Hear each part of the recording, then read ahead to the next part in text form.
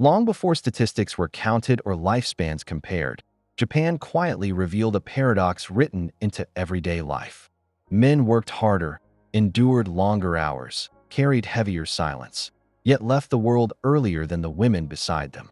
This story is not about weakness nor biology alone, but about roles learned in classrooms, burdens accepted in offices, expectations carried into marriage, and loneliness that often follows retirement.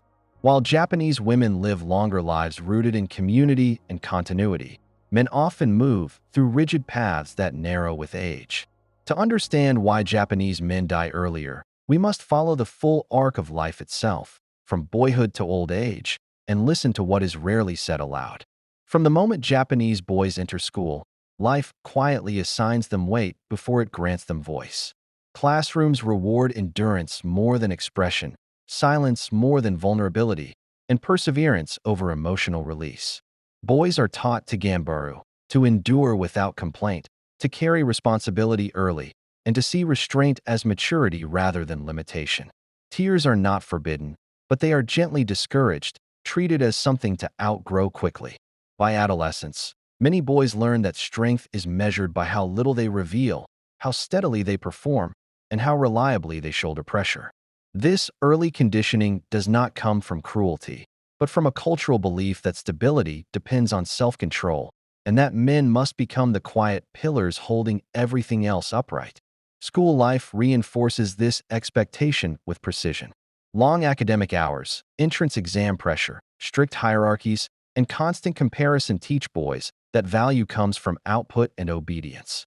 Responsibility is praised, while emotional confusion is often internalized rather than discussed. Teachers emphasize collective harmony, and boys learn to minimize personal struggle to avoid burdening others. By high school, many already associate stress with normalcy and exhaustion with duty. Emotional suppression does not feel like repression at first, because it is framed as preparation for adulthood. The habit of enduring without relief becomes invisible, settling into the body long before the first job interview ever arrives. In contrast, many Western societies, particularly in parts of Europe and the United States, increasingly encourage boys toward emotional expression and individual identity. Schools integrate counseling, open discussion, and validation of feelings as part of development. While pressure still exists, boys are more often told that stress should be spoken aloud rather than absorbed silently. This difference does not mean Western boys avoid hardship, but it alters how hardship is processed.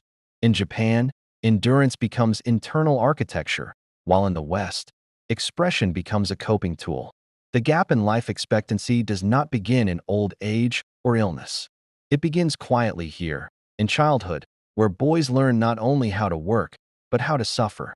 In Japan, education is not simply preparation for life. It is the first gate that decides which version of life will be allowed. From elementary school onward, boys are guided into a system built on exams, rankings, and long-term sorting. The culture of testing intensifies through junior high and peaks with high school and university entrance exams, where a single score can define future opportunity. For many boys, especially those expected to become primary providers, this pressure is absorbed silently. Competition exists everywhere, but it is rarely spoken aloud. Classrooms appear calm, yet beneath the order runs constant comparison, where success feels narrow and failure feels permanent. This system feeds directly into career identity. The school one enters influences the company one can join, and the company one joins shapes income, social standing, marriage prospects, and self-worth. For men in particular, the idea of a lifetime track forms early. Deviating from it carries stigma, and academic failure often follows a student far beyond graduation. Even when recovery is possible, shame lingers. Boys learn to fear falling behind more than they learn to recover from mistakes.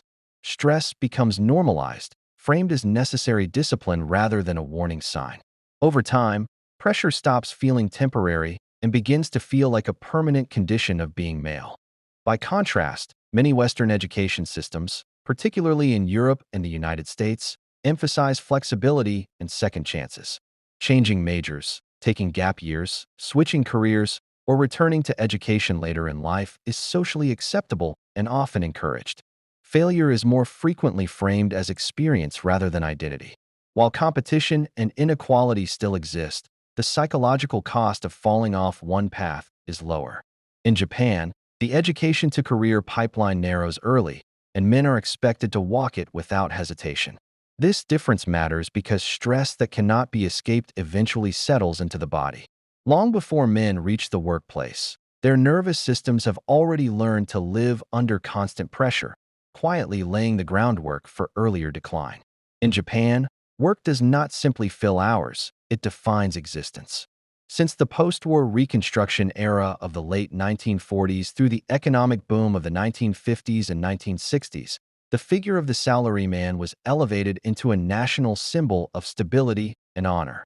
Employment became a lifelong contract, not only with a company, but with a social role. Long hours were interpreted as loyalty, endurance was praised as moral strength, and personal sacrifice was framed as responsibility rather than loss. Men were expected to give their best years, their energy, and often their silence to the workplace. Over time, work stopped being a means to live and became the central proof that life itself had value. This deep fusion between identity and labor came with consequences that unfolded slowly. Sleep deprivation became routine, stress became constant, and physical discomfort became something to ignore rather than address. Meals were often hurried, alcohol became a coping tool after work, and exercise was postponed indefinitely. Relationships with wives and children were reshaped around absence, with fathers physically present but emotionally distant. Many men delayed medical care, not because they lacked access, but because admitting weakness conflicted with the image they were trained to uphold. By their 40s and 50s, the cumulative strain appeared as hypertension, heart disease, depression, and exhaustion. The body absorbed years of pressure quietly, long before statistics recorded shortened lifespans. In Europe and the United Kingdom, work also carries weight, but it rarely consumes identity to the same degree. Labor protections developed after World War II enforced limits on working hours, guaranteed holidays, and normalized time away from employment. Leaving work on time does not signal disloyalty, and identity is more evenly spread across family life, social circles, and personal interests. While stress and burnout exist, they are treated as problems to solve rather than virtues to endure. In Japan, many men live for work rather than alongside it, and when retirement, illness, or economic change disrupts that bond, the loss of purpose can be devastating. This imbalance does not cause sudden collapse, but it steadily erodes health, shortening life year by year, long before old age arrives. In Japan, marriage has long been shaped by clearly divided roles that place men under quiet but constant pressure. For decades after World War II, the ideal family structure positioned the man as the sole provider and the woman as the emotional center of the household. Even as society modernized, these expectations persisted well into the late 20th and early 21st centuries. Men were expected to work long hours, secure financial stability, and shield the family from uncertainty, while emotional expression was considered unnecessary or even inappropriate. Love existed, but it was practical, disciplined, and often unspoken. Within this structure, men learned early that strength meant endurance, and silence became proof of responsibility rather than a sign of distress. Fatherhood in Japan further deepened this emotional distance. From the 1970s onward, corporate culture reinforced the idea that a good father was one who was rarely home but reliably employed. Children grew up respecting their fathers rather than knowing them intimately, and many men accepted this distance as the cost of fulfilling their role. Emotional needs were often redirected inward or ignored entirely, especially during periods of economic stagnation after the 1990s. As wives managed the household and children formed closer bonds with their mothers, men found themselves isolated within their own families. Stress accumulated quietly, without release, and the absence of emotional support systems became normalized rather than questioned. By contrast, family life in much of Europe, the United Kingdom, and the United States gradually shifted after the 1960s toward shared emotional labor. Fathers were increasingly encouraged to participate in childcare, express vulnerability, and build emotional intimacy with both partners and children. While these societies are not free from stress, Men are more likely to speak openly about personal struggles within the family. In Japan, this transition has been slower and uneven. The result is a generation of men who remain deeply committed to their families, yet emotionally distant from them, carrying pressure alone inside the very homes meant to provide comfort. In Japan, divorce carries a heavy and often unequal emotional burden for men, shaped by long-standing family norms and legal structures. From the post-war period through the early 2000s, custody of children overwhelmingly went to mothers, and even today this pattern remains dominant. For many divorced men, separation does not simply mean the end of a marriage, but the sudden disappearance of daily family life. Fathers often lose regular contact with their children, not by choice, but by custom and circumstance.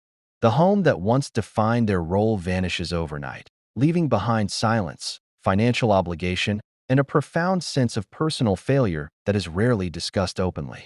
This isolation intensifies because Japanese men are often socially rooted in work rather than friendships or extended family. When marriage collapses, there is no parallel emotional network waiting to catch them. From the 1990s onward, studies began linking divorce among Japanese men to increased rates of depression, cardiovascular disease, and suicide. Without a partner managing social ties and emotional rhythms, many men drift into solitary routines, eating irregularly, sleeping poorly, and avoiding medical care. Loneliness becomes structural, not temporary, and health declines gradually but relentlessly. The absence of emotional expression, learned early in life, now becomes dangerous, turning private suffering into physical consequence. In contrast, men in Europe, the United Kingdom, and the United States are more likely to rebuild social identities after divorce. While separation is painful everywhere, Western systems tend to encourage co-parenting, shared custody, and continued emotional involvement with children. Divorced men often maintain friendships, re-enter dating cultures, or seek therapy without the same level of stigma. This social reintegration does not eliminate stress, but it prevents complete isolation. In Japan, divorce too often marks a social collapse rather than a transition. Cut off from family life and lacking alternative emotional anchors, men carry the weight alone, and that isolation quietly accelerates their physical and mental decline. In Japan, men's health declines quietly, not from sudden catastrophe, but from years of delayed care and unspoken strain.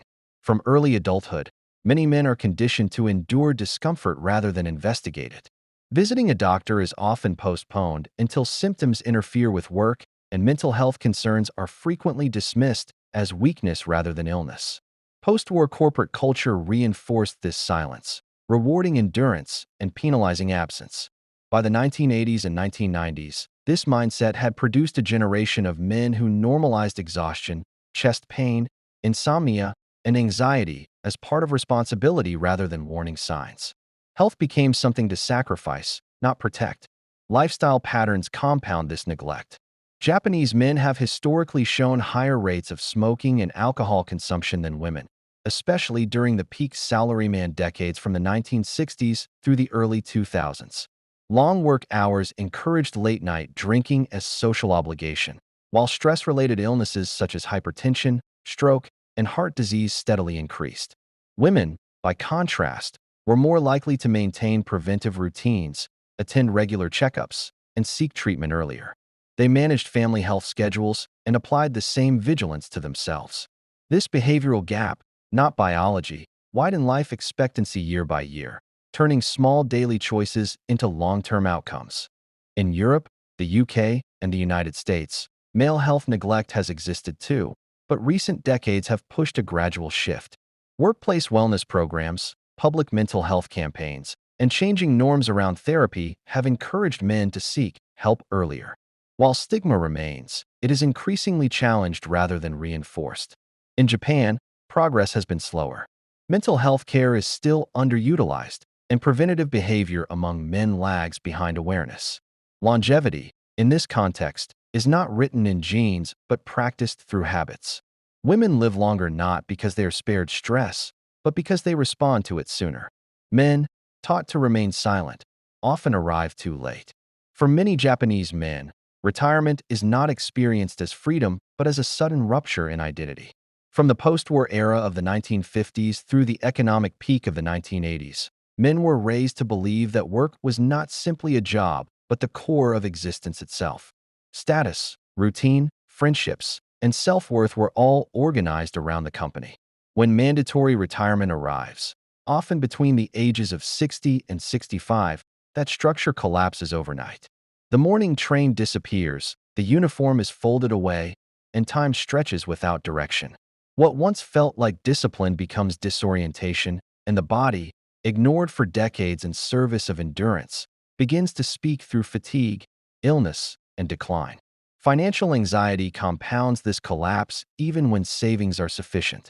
Despite pension reforms implemented in 2004 to stabilize retirement income, many men remain psychologically unable to trust a life unsupported by labor. Spending feels irresponsible, rest feels undeserved, and leisure feels hollow without purpose. Because emotional expression was discouraged throughout their lives, these fears are rarely shared, even with spouses. Studies in Japan have repeatedly shown increased rates of depression, cardiovascular events, and mortality in the first 5 years following retirement. The danger is not merely economic insecurity, but the loss of meaning that once justified long hours, missed family moments, and physical neglect. Social isolation deepens the risk. Corporate life provided daily human contact, recognition, and belonging. Outside it, many men discover they have few friendships that exist beyond work roles. Hobbies were postponed, community ties were never built, and social confidence eroded long ago. In Europe, the UK, and parts of the United States, retirement is increasingly framed as reinvention, supported by volunteering, clubs, and flexible identities formed earlier in life. In Japan, this transition remains fragile. Without preparation for life beyond work, many men age rapidly once labor ends, revealing that retirement is not simply the end of employment, but the moment when identity itself is forced to stand alone. For centuries in Japan, aging was managed within the family, not outsourced to institutions. Rooted in Confucian ethics and reinforced during the Edo period and well into the 20th century, elderly parents traditionally lived with their children, often under the care of daughters-in-law. Old age was not separated from daily life, but folded into it, granting elders a sense of continuity, authority, and belonging. For men in particular, aging at home preserved identity, as they remained fathers, grandfathers, and symbolic heads of households. Dependency existed, but it was softened by familiarity and role. Growing old did not mean becoming invisible. It meant staying embedded in family rhythm. Modern Japan, however, has disrupted this model. Since the 1990s, declining birth rates, smaller apartments, dual-income households, and geographic mobility have made traditional caregiving difficult. The introduction of Japan's long-term care insurance system in 2000 normalized the use of professional care facilities. While this system eased pressure on families, it created a psychological rupture for many men. Accustomed to authority and independence, aging men often struggle deeply with institutional life. Care homes can feel like social erasure, where titles, careers, and past sacrifices carry little weight. Studies show that men adapt more poorly than women to assisted living, experiencing higher rates of depression, withdrawal, and cognitive decline when removed from family-centered roles. In the United States, the UK, and much of Europe, care homes were normalized far earlier, particularly after World War II. Men in these societies often expect institutional care and may emotionally prepare for it over decades. Community programs, peer interaction, and recreational structures are more integrated into elder care. In Japan, the transition remains culturally unresolved. Women, who maintain social networks through family and community life, tend to adjust better. Men, whose identities were anchored to work and authority, often experience dependency as humiliation rather than support. This difficulty adapting to care systems accelerates physical and mental decline, revealing that longevity is shaped not only by medicine, but by how a society allows its men to age with dignity rather than displacement. In Japan, the final difference between men and women is not written in muscle or bone, but in connection. Women maintain social ties long after youth fades, carrying friendships, routines, and emotional exchanges across every stage of life. From school to motherhood to old age, their identities shift but do not disappear. Even after retirement or widowhood, many Japanese women continue to participate in neighborhood associations, caregiving circles, part-time work, and daily rituals that anchor time. These connections regulate stress, encourage movement, and provide emotional ventilation. Longevity, in this sense, is sustained not by avoiding hardship, but by never becoming socially untethered from it. Japanese men, by contrast, often lose roles faster than their bodies fail. From the moment work ends, multiple pillars collapse at once: status, schedule, authority, and relevance. The body may still be capable, but the social map that once guided it vanishes. Without routines that encourage care-seeking, conversation, or shared vulnerability, physical decline accelerates. Men are more likely to ignore early symptoms, delay medical visits, and internalize anxiety. By the time illness appears, it is often advanced. This is not recklessness, but conditioning. A life structured around endurance offers few tools for adaptation once endurance is no longer required. Globally, the same pattern exists. In the United States, the UK, and Europe, women also outlive men, but the gap is sharper in Japan because the male identity is more narrowly defined. Western men, while still vulnerable, often cultivate hobbies, friendships, and post-work identities earlier in life. Japanese women have always lived with multiplicity, balancing duty with relational continuity. Men were not weaker, they were more structurally exposed. This difference reframes the question entirely. Women do not live longer because men fail. They live longer because their lives are built with more emotional exits, more social oxygen, and more room to become someone new. Longevity here is not biology alone. It is architecture. Across classrooms, offices, marriages, and retirement years, the story remains consistent. Japanese men are not undone by a single flaw, but by a lifetime of narrow expectations. From boyhood, endurance replaces expression. From adulthood, work becomes identity. From old age, silence replaces structure. Women, by contrast, survive change by staying connected to people, routines, and purpose. They adapt as roles shift, while men often endure until the framework that held them disappears. This is why men fade earlier, not from weakness, but from isolation quietly accumulated over decades. This pattern is not uniquely Japanese. Men across the US, UK, and Europe face similar risks. But in Japan, the contrast is sharper because the system is stricter, the roles more rigid, and the emotional exits fewer. Longevity here is revealed as a social outcome, not a genetic one. The body follows the life it is asked to live. If this story changed the way you see aging, masculinity, or health, support AsiaEyewithin by liking this video, subscribing to the channel, and sharing it with someone who needs to hear it. These stories survive through attention, and understanding begins when we stay long enough to listen.